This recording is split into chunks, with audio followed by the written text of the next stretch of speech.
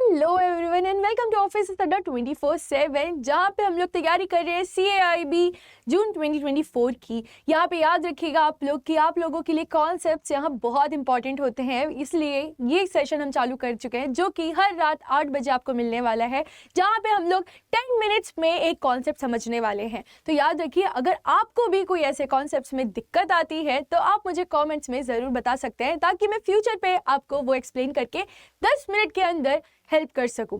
तो याद रखिए, ये जो आपका AFM है, यहाँ पे कुछ आपका थ्योरी पार्ट भी है, और ये थ्योरी पार्ट्स अगर एग्जामिनर को आपका लेवल और टफ बनाना है, ऑलरेडी ये तो बहुत टफ एग्जाम है और इसको और टफ बनाना है, तो वो ऐसे जो वर्ड्स है, जैसे आज हमारे जो सेशन है फोरकास्टिंग, आखिर फोरकास्टिंग के अंदर क्या क्या होता है, कैसे कैसे टाइप्स है, आखिर इसको कैसे इंप्लीमेंट किया जाता है, ये सब आपसे पूछा जा सकता है। तो आइए शुरू करते हैं। जो आज का टॉपिक है दैट इज फोरकास्टिंग। चलिए तो देखते हैं फोरकास्टिंग मतलब क्या होता है। फोरकास्टिंग अगर आप ऐसे नॉर्मली भी सोचे, ठीक है, हम भी कुछ काम करने के पहले डेली लाइफ का अगर हम बात करते हैं तो डेली लाइफ में भी हम कुछ ना कुछ अपना प्लान बनाते हैं, ठीक है, कि आगे हमें कैसा करना है, क्या करना है और हमें क्या क्या स्टेप्स लेने हैं। जैसे अभी आप लोग भी फोरकास्ट कर रहे हैं कि आपका जो एग्जाम आने वाला है उस पे आपकी स्ट्रैटेजी प्लानिंग कैसी रहेगी, ठीक है। यहाँ पे एक तो आप खुद तैयार होते हैं, ठीक है, खुद से सोचते हैं कि मेरा ये टाइम टेबल रहेगा, मैं 4 घंटे दिन में तो एटलीस्ट पढ़ के ही रहेंगे। उसके बाद इसमें MCQ सॉल्व करेंगे हम 100, उसके बाद हम मॉक टेस्ट पेपर भी दे दिया करेंगे, लाइव क्लासेस जितनी भी होती है हम सारी अटेंड करेंगे। उसके बाद भी अगर कुछ बैचेस आती है जहाँ पे हमें लगता है कि हमें ज़रूरत है, हम उसे टिल जून तक ख़त्म तो कर ही देंगे। मतलब आप मान लीजिए, या फिर आपने बोला होगा कि मई तक ये सारी पढ़ाई हम फुल फ्लेज्ड वाली कंप्लीट कर देंगे, ताकि जो नेक्स्ट कुछ डेज बचेंगे हमारे एग्जाम्स के लिए, वहाँ पे हम केवल तैयारी करेंगे, केवल और केवल मॉक टेस्ट देने की, RTPs देने की, और उसके बाद हमारे जो MCQs होते हैं उसे सॉल्व करने की। ऐसा आपने सोचा होगा। यहीं पे फिर आपने क्या सोचा होगा कि जिनने पहले एग्जाम्स दिया है, क्लियर किया है, आपने उनसे बात करी होगी, ठीक है, कि आखिर उनने अपनी स्ट्रैटेजी प्लानिंग कैसे बनाई।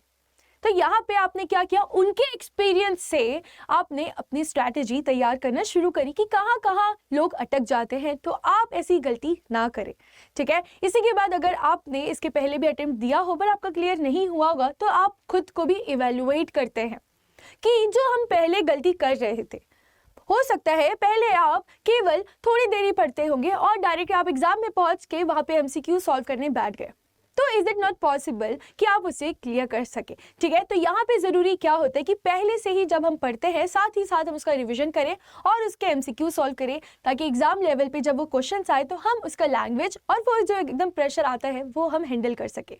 इसके लिए हमें क्या चाहिए, हमें एक प्रॉपर प्लानिंग चाहिए, और यहाँ पे हम जो ये कर रहे हैं इसी को कहा जाता है फोरकास्टिंग। तो ये तो हमने अपनी नॉर्मल लाइफ की बात करी, बट जो इतने बड़े बड़े बिजनेसेस हैं उन्हें भी तो कुछ ना कुछ प्लानिंग करनी पड़ती है कि वो अपने काम को 100% सही कर सके, ठीक है। तो चलिए बात करते हैं फोरकास्टिंग मतलब क्या। The process of predicting or estimating the future based on the evidence from the past and the present is referred to as forecasting। हमारे पास जो पास्ट एक्सपीरियंस है, ठीक है, या फिर जो लोगों का पास्ट एक्सपीरियंस रहा है, मान लीजिए जो बिजनेसमैन है उनको एक न्यू सेक्टर पे जाना है, तो वो क्या करेंगे, उनके जो कॉम्पिटिटर्स हैं उन्हें देख के आएंगे, उनसे पता लगाएंगे कि उनको आखिर जब शुरू किया ये काम तो क्या दिक्कत आई, ताकि वो दिक्कत हमें ना आए, और इसके हिसाब से हम एस्टिमेट कर पाए अपना फ्यूचर, कि हमारा फ्यूचर गोल, हमारा ऑब्जेक्टिव क्या है। हम सबको पता है कि मेन ऑब्जेक्टिव हर किसी का क्या है, उसे इनकम चाहिए, प्रॉफिट चाहिए, ठीक है। तो ये जो प्रॉफिट है उसे हम जल्दी से जल्दी अपना कैसे अचीव कर पाए, ताकि जो सामने वालों ने गलती करी वो हम ना करें, उनके पास्ट एक्सपीरियंस से हम अपना जो फोरकास्ट है उसे अच्छा बना पाए, वो जो हम अपने फ्यूचर में इंप्लीमेंट करने वाले हैं उसे हम 100% सही कर पाए, ठीक है। आइए, ये हमारा डेफिनेशन होता है फोरकास्टिंग का। आइए अब देखते हैं नेक्स्ट पॉइंट क्या लिखा हुआ है। The scope of forecast may be comprehensive और लिमिटेड। अब ये इंक्लूड सब चीज़ भी कर सकता है या फिर लिमिटेड कोई फोरकास्टिंग भी हो सकती है। चलिए जल्दी से इसका स्कोप देख लेते हैं, फोरकास्टिंग का क्या क्या होता है। Knowledge about possible occurrence of the future as well as the implications. यहाँ पे हमें नॉलेज होना चाहिए जो कि पॉसिबल ऑकरेंस है, ठीक है, हम सबको पता है कि अगर हम कुछ न्यू बिजनेस सेट करने वाले हैं तो हमारा ड्यूटी क्या होगा, हम वो फोरकास्ट तो कर लेंगे कि ऐसा ऐसा होना है, बट हम एक एस्टिमेट भी लगा लेते हैं कि हमें ये लॉज का फॉलो करना पड़ेगा, ये रूल्स एंड रेगुलेशंस गवर्नमेंट के जो होते हैं वो हमें देखने पड़ेंगे। ठीक है, अगर हम ऐसे कुछ गलती करने वाले हैं या फिर ऐसी कोई ड्यू डेट आने वाली है कि हम ऐसा कुछ काम कर रहे हैं जहाँ पे हमें इंटीमेट करना पड़ेगा गवर्नमेंट को या ऐसी कोई रेगुलेटरी अथॉरिटी को, तो हम उसका जो पॉसिबल ऑकरेंस है वो आज ही अपने नॉलेज में रख लेंगे। ठीक है, उसके बाद क्या आता है point, it is not possible for forecasting to lessen the complexities and unpredictability of the future.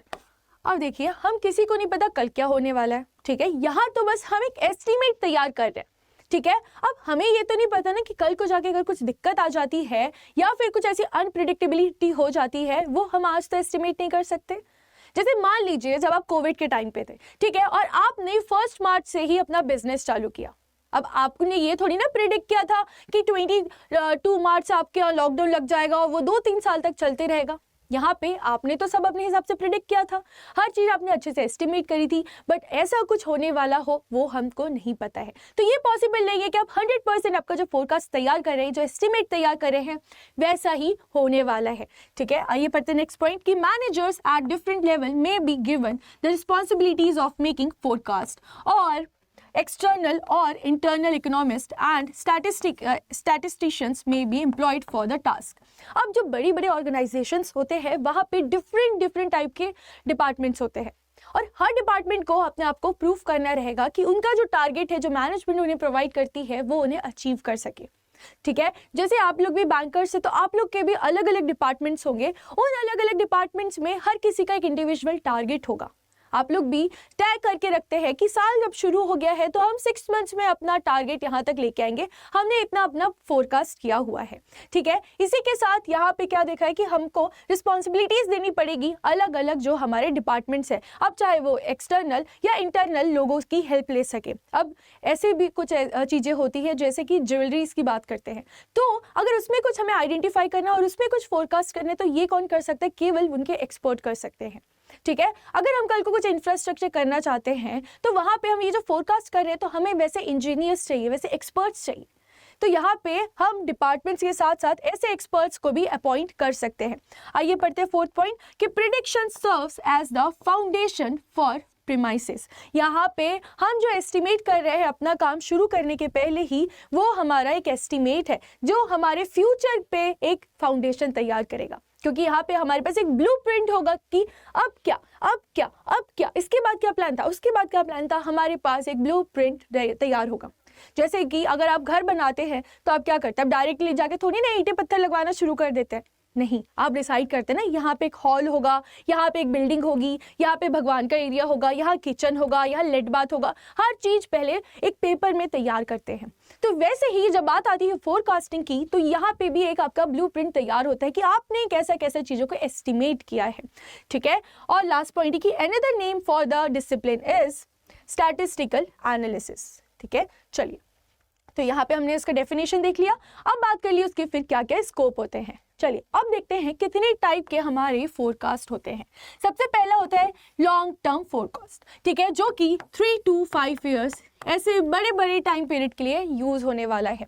Second होता है मीडियम टर्म फोरकास्ट, जो कि हमारे मीडियम जो 3-4 साल में हम जो बजट तैयार जो 1 साल के बाद जो हम बजट तैयार करने वाले हैं, हम ये जो भी प्लानिंग करने वाले हैं, वो हर चीज़ हमारी मीडियम टर्म फोरकास्ट में आती है।